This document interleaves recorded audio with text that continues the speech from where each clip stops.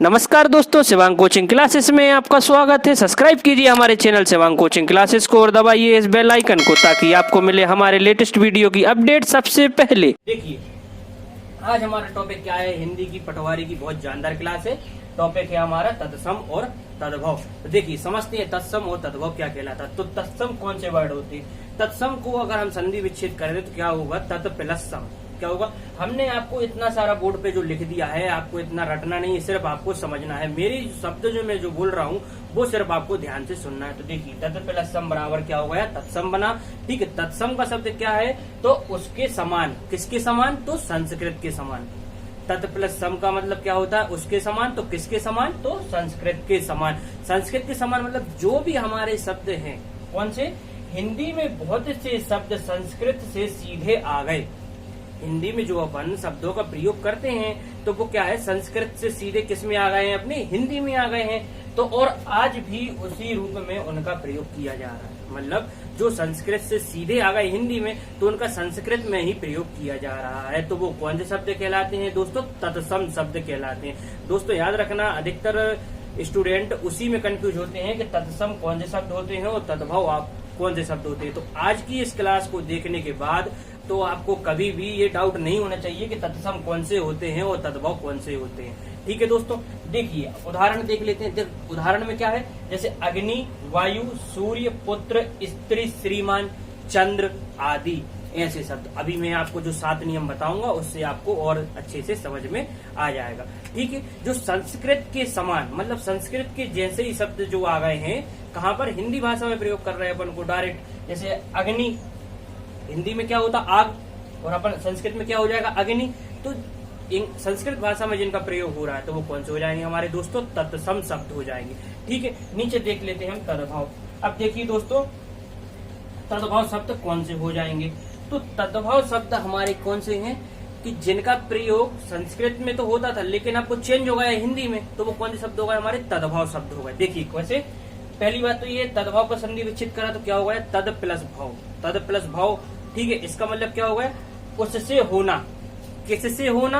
तो संस्कृत शब्दों से परिवर्तित होकर बने शब्द। देखो लिखा है ना, जो मैंने आपको समझाया वही आपको बोर्ड पे लिखा हुआ।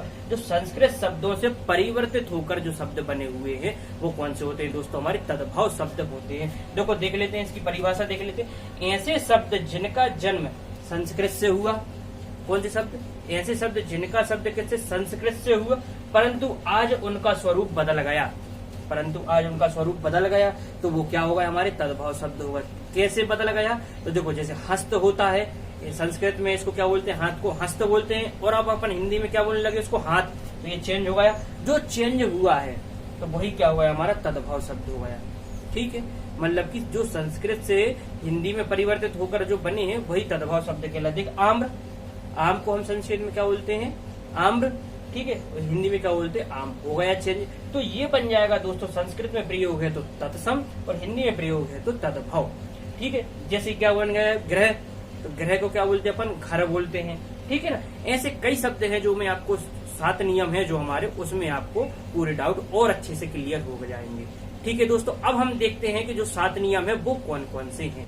तो फिर चलिए देखते हैं दोस्तों कि हमारे 7 नियम कौन कौन से हैं। तत्सम तद्भव में हमारे जो 7 नियम है, सिर्फ हमें 7 नियम को ही सिर्फ ध्यान से समझना है, क्योंकि अगर आपने ये समझ लिया तो आप 5 नहीं, 5000 नहीं, 5 लाख वर्डों को आप तत्सम से तद्भव में, तद्भव से तत्सम में चेंज कर सकते हैं। देखिए हमारे 7 नियम कौन कौन से हैं। तत्सम शब्दों में क्या लिखा है? देखो दोस्तों, पहले पॉइंट क्या है हमारा?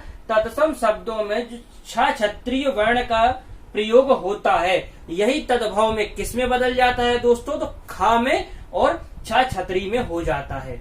किसमें? जैसे छत्री का प्रयोग हो रहा हो किसी शब्द में तो वहां पर क्या वो संस्कृत वर्ड हो जाएगा, और उसको अगर हम तत्सम में चेंज करेंगे तो वो वर्ड हमारा दोस्तों खा या छा में चेंज हो जाएगा। एग्जाम्पल देख लेते हैं दोस्तों। देखिए यहाँ पर जैसे ये क्या लिखा हुआ है? पक्षी। पक्षी में कौन सा वर्ड आ रहा है? छत्री का आ रहा है। तो पक्षी को जब हम तद्भव में चेंज करेंगे तो क्या हो जाएगा दोस्तों? पंछी, जिसमें क्या आ जाएगा? छत्री का आ जाएगा, आपको दिख रहा होगा। ठीक है, नेक्स्ट देख लेते हैं क्या आ रहा है? क्षीर। क्षीर में छत्री का आ रहा है, ये तत्सम वर्ड है, और इसको तद्भव में जैसे चेंज करना है तो क्या हो जाएगा? खीर हो जाएगा। इसी तरह नेक्स्ट देख लेते हैं क्या है अक्षी। अक्षी मतलब होता है हिंदी में आंख, और इसको संस्कृत में क्या बोला जाता है अक्षी। तत्सम से तद्भव में और तद्भव से तत्सम में ये चेंज हो जाएगा। नेक्स्ट पॉइंट देख लेते हैं क्या है दोस्तों। नेक्स्ट पॉइंट है हमारा तत्सम शब्दों में, तत्सम शब्दों में जहां स्रा का प्रयोग हो रहा हो, जहां पर स्रा का प्रयोग होता है इसमें तो किस में बदल जाता है दोस्तों, सा सितारा में बदल जाता है। मतलब कि जहां पर ये स्रा आ जाएगा तो वो किस में हो जाएगा, क्या हो जाएगा, संस्कृत का वर्ड कहलाएगा। और अगर ये वाला सा इसको फिर इसमें चेंज कर देंगे तो क्या हो जाएगा दोस्तों, तद्भव वर्ड हो जाएगा। ठीक है, 2 पॉइंट आपको समझ में आए। तो इसमें देखो इसका क्या आ जाएगा हमारा उदाहरण जैसे क्या लिखा हमने, श्रावण।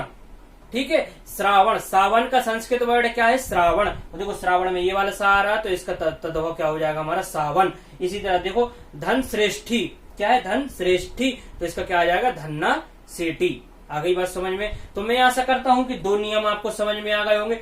अब देख लेते हैं हम तीसरा नियम क्या है।